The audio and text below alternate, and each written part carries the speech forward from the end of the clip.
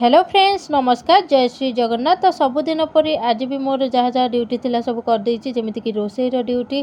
तो जेहेतु house wife तो सबकि करिया पड़ो। प्रथम चा बिस्किट समस्त को दे देइथिली। यापर ब्रेकफास्ट सोयाबीन सहित चकुली पिठा एथि सहित छेनापोड़। तो सोयाबीन आम घरे समस्त खाया सब पसंद करती। सोयाबीन भजा हो कि तरकारी हो जहाँ भी हो सोयाबीन डेली खाया समस्त पसंद करती। एथि सहित मुझे आज गोटे आइटम प्रस्तुत करी मंजा राई जोटा कि मुग डाली पड़े मंजा राई प्रथम थर प्रस्तुत करी। आ समस्त को बहुत भल लगी न खाइबा लोक भी आज खाई मंजा राई बहुत टेस्टी होता।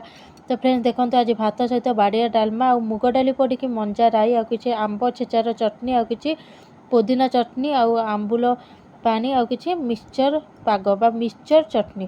तो आज रेसिपी बास यही सब प्रस्तुत करी। आ डिनर पर प्रस्तुत करदेली केवल संतुला रुटी सहित संतुला आ कि छेनापोड़। तो आपण मानकु संतुला खाइबा को केते पसंद निश्चित भाव कमेंट करंतु। आ संतुला तो देह ପାଇଁ बहुत भल। तो आज मिनी ब्लॉग टी एठी शेष करछि। रहिले नमस्कार जय श्री जगन्नाथ।